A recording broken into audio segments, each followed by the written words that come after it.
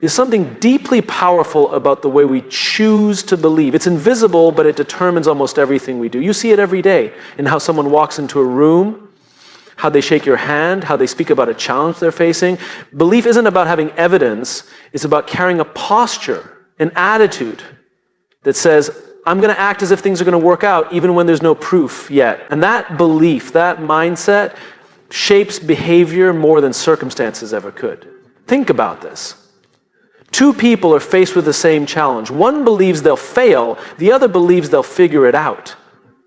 Same problem, two completely different responses. The first hesitates, they second guess, they avoid. The other leans in, they ask questions, they try things, they adapt. It's not that the second person is smarter or more talented, it's that they've already made a decision in their mind. This will work out, I just need to keep moving. And that belief changes how they behave. It fuels persistence, it fuels clarity, it fuels progress.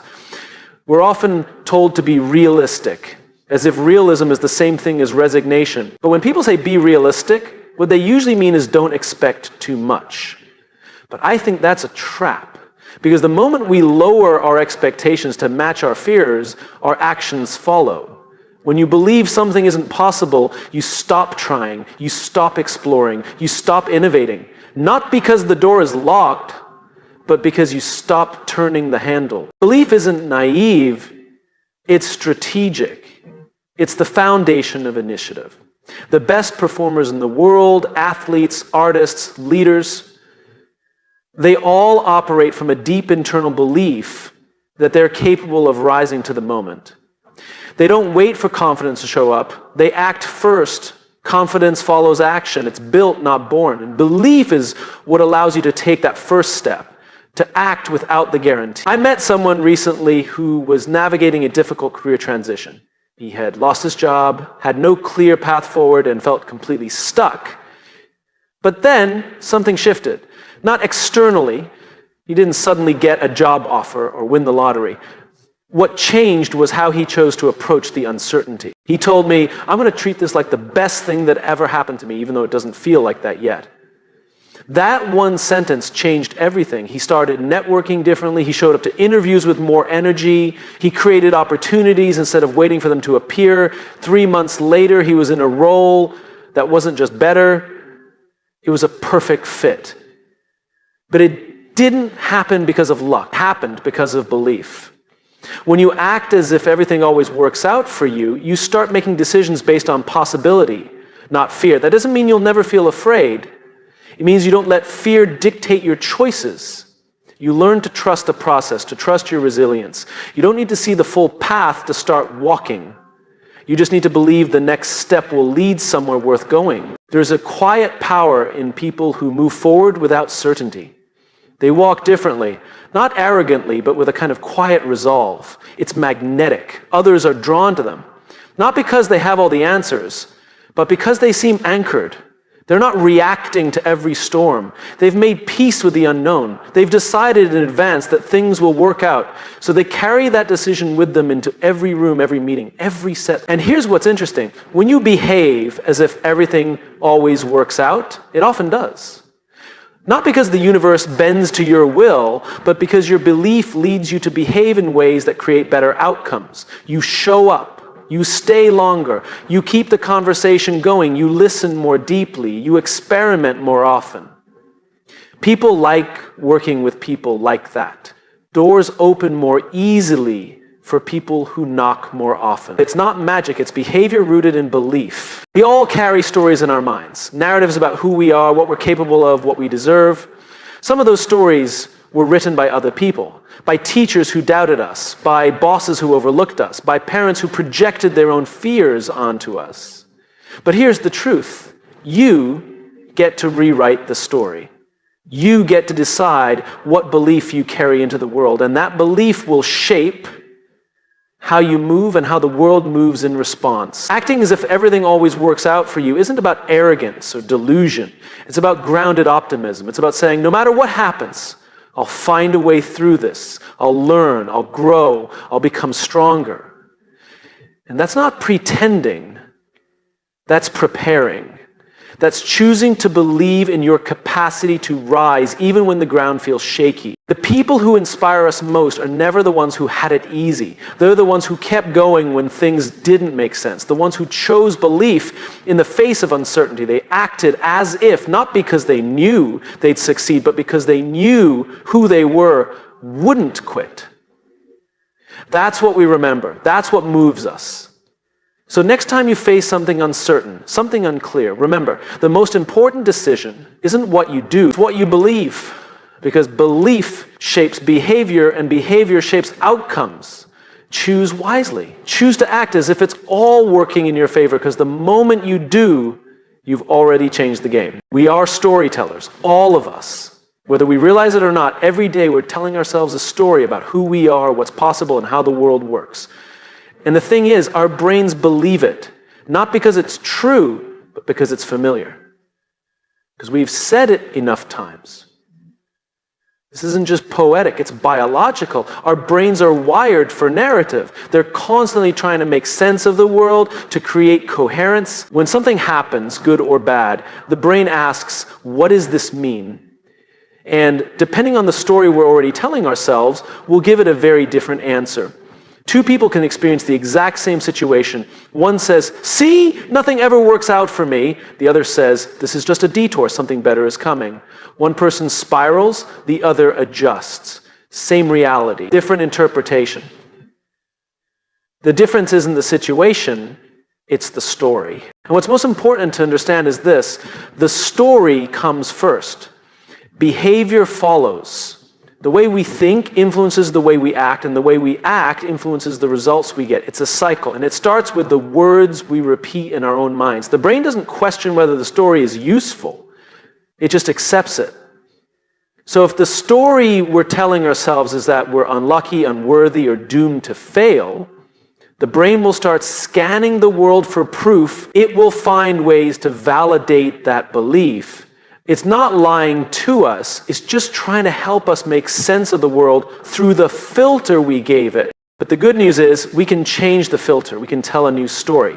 We can choose to act as if everything always works out for us, not because we have the evidence, but because we want to give our brain a better target, a new lens, a more useful truth. Now, I'm not talking about blind positivity or ignoring real problems. I'm talking about perspective. I'm talking about choosing a story that empowers us to move, to try, to lead, to show up, even when the path is unclear. When we choose a better story, our brain starts to look for better answers. It gets curious instead of defensive, creative instead of defeated. I once worked with someone who had faced failure after failure in his startup journey. He was exhausted, burnt out. At one point he said, maybe I'm just not cut out for this. And I stopped him. I asked, what if the story you're telling isn't true? What if every setback is just preparing you for something better? And you just haven't seen it yet. He paused. That one question reframed everything. He didn't suddenly succeed overnight, but he began to show up differently. He asked better questions. He saw every challenge as part of the process, not a signal to quit. 6 months later, his third attempt caught traction. Not because he got smarter, but because he started telling a different story. One where failure wasn't final, one where everything was working for him, not against him. The brain believes the voice it hears most often, and that voice is usually our own. The way we talk to ourselves becomes the soundtrack of our lives.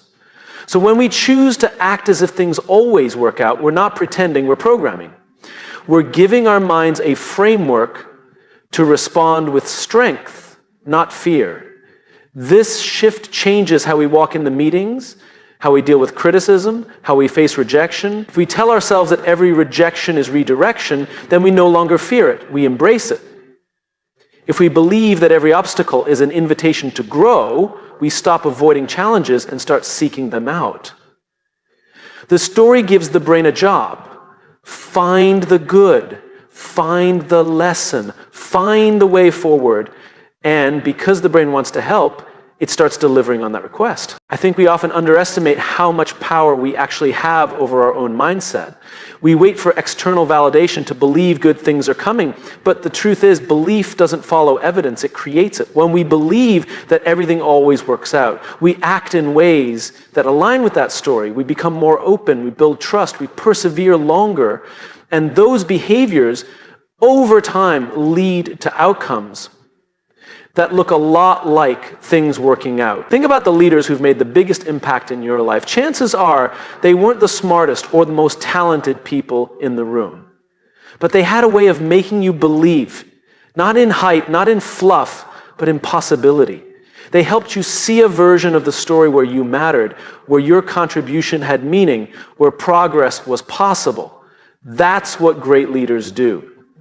They tell a better story, and they tell it so consistently that people begin to live into it. We can do that for ourselves too. We can become our own leader, not in some cliche self-help way, but in a grounded, practical way. When you wake up in the morning, you can choose what narrative you feed your mind. Is today a threat, or is it an opportunity? Is the challenge ahead a roadblock or a stepping stone? Are you unlucky, or are you in the middle of a great story that hasn't reached its turning point yet? The brain will follow your lead. It will believe what you repeat. So choose wisely. Speak to yourself the way you would to someone you care deeply about. Tell the story of resilience, of momentum, of trust. Act as if the best is yet to come. And not only will your mindset shift, but so will your actions, your energy, your results. Because in the end, the story we tell ourselves isn't just a reflection of who we are. It's a blueprint for who we're becoming. Tell a story worth believing and then live it. There's a common misunderstanding about optimism. People hear the word and immediately think of naivete, like optimism means ignoring reality or pretending everything is fine when it clearly isn't. But that's not optimism, that's denial. Real optimism is not about avoiding the hard things, it's about choosing how we face them. It's not wishful thinking, it's disciplined thinking. It's a choice to see what's possible, even when what's in front of you feels impossible. Discipline is the key word. Optimism is a practice, a mindset we commit to. And like anything worth doing, it takes effort, it takes intention, it takes work. Because the truth is, pessimism is easy. Cynicism is easy. Doubt comes naturally. The world constantly gives us reasons to believe things are falling apart, that we're running out of time, out of chances, out of hope. But optimism, that's something you have to choose, and you have to keep choosing it, especially when it's hardest. You can't just wait to feel optimistic. That's like waiting to feel strong before you go to the gym. It doesn't work that way. You build strength by showing up. You build optimism the same way, by training your mind to search for hope, to search for solutions, to stay grounded in the belief that there's always another step forward, even if it's small. Even if it's messy, even if it doesn't look like progress yet. I've met leaders who carry this kind of optimism like armor. They walk into tough situations, not with arrogance or false cheer, but with a calm presence that says, we'll figure this out, we've got this. That kind of leadership creates stability. People gravitate toward it, not because the leader has all the answers, but because they bring a sense of direction, of belief. That's the power of disciplined optimism. It gives people something to hold on to. It starts with a simple but powerful question.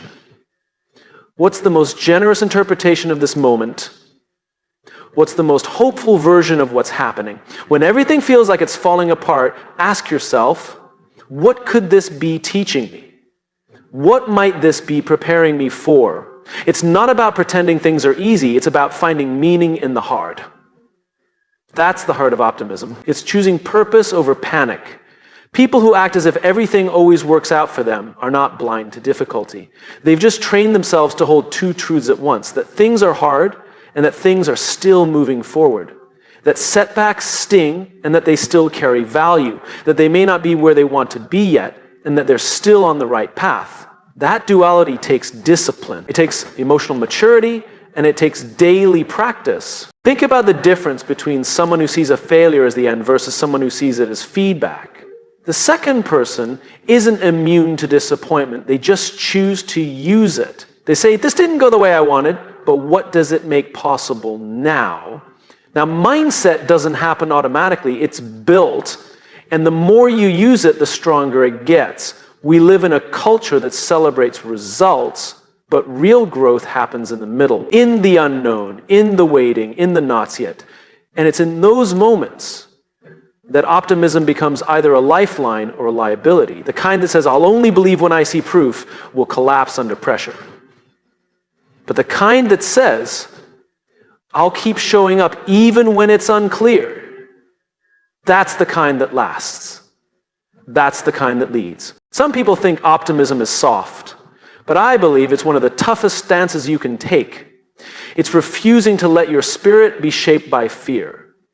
It's standing in uncertainty and saying, I don't know how, but I know we'll make it through.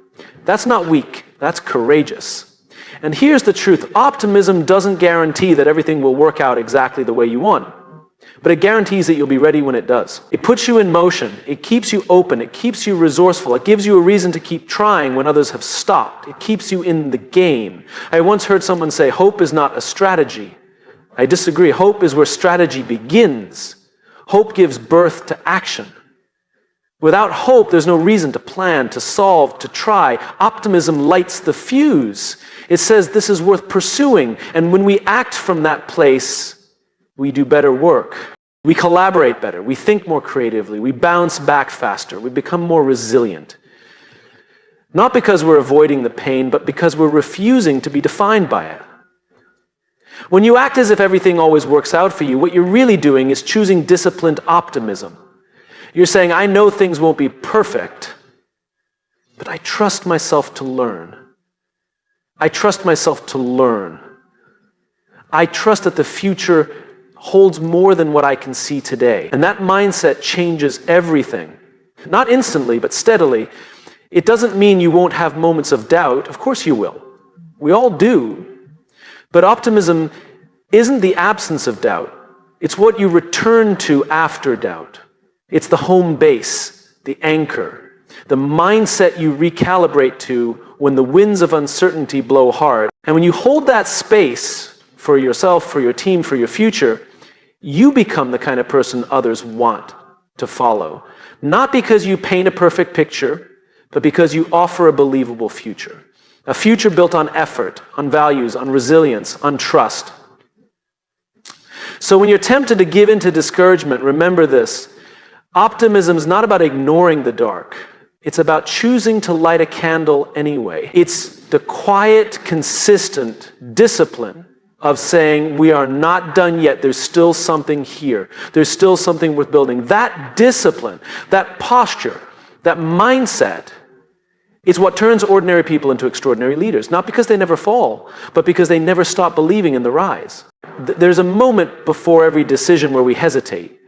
We wait for clarity, we wait for signs, we wait until we feel ready. But here's the truth. Clarity rarely comes before action. Confidence doesn't either. We like to think we need evidence before we move, but in reality, we often need to move before we find the evidence. The path reveals itself through motion.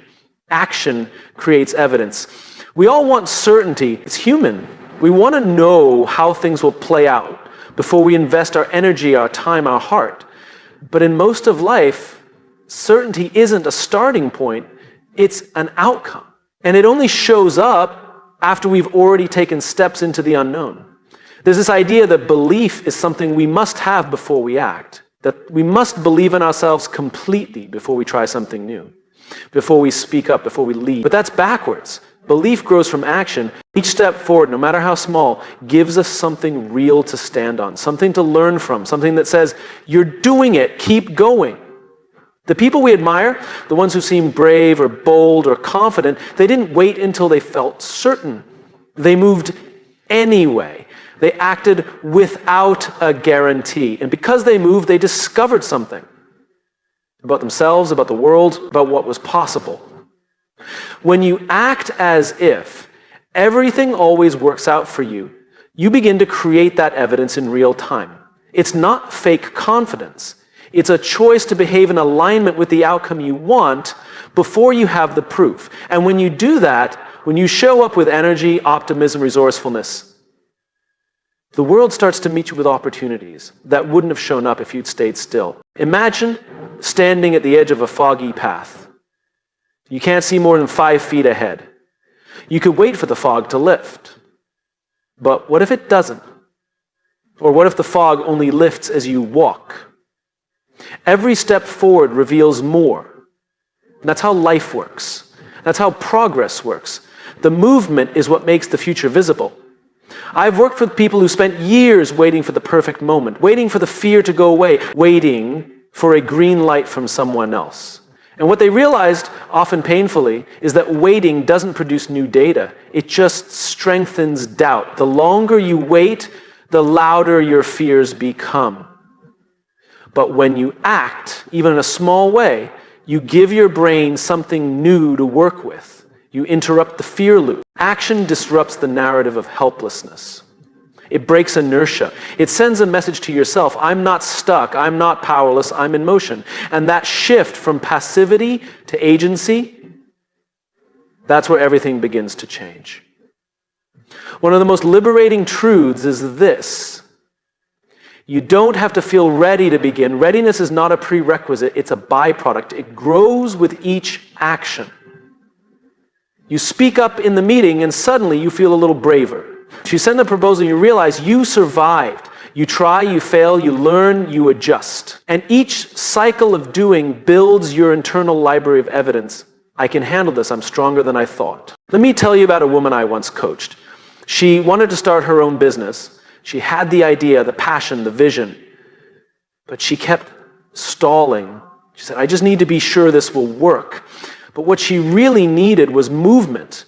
So I asked her to start small. Make one call, send one email, pitch one person. And what happened? She heard no a few times. But she also got a yes, and that one yes gave her more evidence than any amount of sitting still ever could. This is how momentum is built, through motion. Not giant leaps, just consistent, intentional steps in the direction of your vision. Each one adds weight to the belief that what you want is possible. Each one invites the world to respond. And often, the world does respond. Not always how we expect, but in ways that remind us we're not crazy for trying. But we have to stop treating action like a reward for confidence. Action is the engine. Confidence is what shows up after you've been in the seat for a while. And when you act from the belief that things are working out for you, you don't need immediate results to feel validated. You're not chasing proof, you're creating it. There's also something contagious about this mindset. When you operate from the assumption that things are unfolding in your favor, even when they don't look like it yet, you bring a different energy into the room. People feel it, they trust it, and often they join you. You start building a team, a movement, a culture around that energy. And all of it starts because you decided to move before the map was clear. Now, this doesn't mean you act recklessly. Disciplined action still includes reflection, strategy, patience, but it's forward motions. It says, I may not have all the answers, but I'll get better ones by engaging. You can't steer a parked car, but once you start rolling, you can course correct, you can adjust based on what the road gives you. When you look back at your own life, chances are the moments you're most proud of didn't begin with certainty. They began with risk, with a step into something new. And what gave those moments meaning wasn't the outcome, it was that you chose to act. That's what built your story. That's what gave you real data about who you are and what you're capable of. So if you're standing at the edge of something right now, an idea, a change, a challenge, and you're waiting to feel ready, remember this. Action creates evidence. And the evidence you're looking for won't come before you move. It's waiting on the other side of movement. When you act as if everything always works out for you, you're not gambling. You're practicing faith in your future. You're choosing courage over certainty. And that choice builds the foundation for the life you want, one step, one call, one decision at a time. So move, not because you're fearless. Move because you're becoming the kind of person who no longer waits for permission to begin. We don't always realize it, but every time we show up, every time we push through resistance, every time we move forward despite the unknown, we're not just doing it for ourselves, we're doing it for the people watching, the people looking for proof that it's possible, because one of the most powerful forms of leadership is simply being the evidence someone else needs to believe. You become the proof that the journey is worth it. In every room, in every company, in every family, there are people quietly watching, wondering, hoping, can someone like me do this? Can I speak up and still be respected? Can I fail and still be worthy? Can I take a risk and survive it? And when they see someone else do it, someone who doesn't have all the answers, someone who's still figuring it out, it gives them something more powerful than advice. It gives them permission. That's what happens when you act as if everything always works out for you. You embody a mindset of possibility. You carry the weight of belief in a way that lifts others, not through grand speeches or empty motivation, but through your presence, your resilience, your consistency. You become a mirror that reflects potential back to people who have temporarily lost sight of their own. Think about it. When we're struggling, when we're unsure, we look for models. We scan the environment for people who've gone ahead, people who navigated uncertainty and made it to the other side. That's why stories matter. That's why leadership matters. It's not just about authority or status. It's about demonstration. When someone takes the first leap, it lowers the psychological cost for everyone else. But here's the catch. You can't inspire belief in others if you're constantly waiting for external proof yourself. True leadership begins with the decision to become your own evidence, to act in alignment with what you believe before you have all the results, to hold space for possibility even when the outcome is unclear. When you do that, you create an atmosphere of trust. And trust is the soil where growth begins. I once worked with a leader who inherited a broken team. Morale was low, results were inconsistent. No one really believed things could improve. The leader didn't walk in with a flashy strategy or a dramatic overhaul. Instead, she just started showing up. Calm, steady, present. She listened, she acted, she followed through, and over time, her behavior created a new story. One that said, we're not stuck, we're just getting started. People began to believe again, not because of a slogan, but because of her example. This is what it means to lead with evidence. You become the person who brings courage into the room simply by how you carry yourself. Not with perfection, not with certainty, but with conviction, with humility, with a willingness to go first. And in doing so, you help others find their voice. Now, some people hear this and think that's too much pressure. I didn't sign up to be someone's role model. But whether you signed up or not, people are watching. Especially the ones closest to you, your friends, your children, your coworkers. They're not looking for you to be flawless. They're looking for you to be real, to try, to fail and get back up, to navigate life with a sense of purpose that says, I may not control everything, but I control how I respond. And your response, that's what they remember, not the result, not the accolades, but the way you showed up. That becomes the blueprint they borrow from when it's their turn to take a risk. What's beautiful about this is that it's not about having a title. You don't have to be the CEO to lead this way. You don't have to be the loudest voice in the room. You just have to be consistent in your values, rooted in your belief, willing to be seen trying. That alone changes the temperature of every room you walk into. And here's something else. When you live like you are the evidence that everything always works out, you develop a kind of quiet authority. People lean in, they ask questions, they trust you, not because you have all the answers, but because you've clearly wrestled with the question. Because you're not pretending, you're practicing. And that practice is magnetic. We don't talk enough about the weight of unseen leadership. The kind that doesn't get applause. The kind that happens in the conversations no one hears. The late nights, the doubts, the private moments where you choose to believe again. That's the kind of leadership that shapes culture. That's the kind that builds trust that lasts. Because eventually, someone will come to you, maybe years later, and say, I watched you. I saw how you handled that moment, and it gave me the courage to do the same. And you'll realize that your discipline, your mindset, your resilience, it didn't just serve you, it lit the way for someone else. So ask yourself, what kind of evidence am I becoming? What story does my life tell? What permission do I give others by the way I live, work, lead, and show up? Because the truth is, whether you realize it or not, You are becoming someone's reason to believe. You are shaping what others think is possible. And when you choose to live from the assumption that things are working in your favor, even through the mess, even through the waiting, you bring hope into places that desperately need it. That's not about ego. It's about service. It's about responsibility. And it's about legacy. The way you live becomes part of someone else's story. So keep showing up. Keep believing. Keep building. Not just for your goals, but for everyone who's still learning how to believe again. You are not just creating results. You're creating ripple effects. And that ripple, that impact, begins the moment you decide to be the evidence you once needed yourself.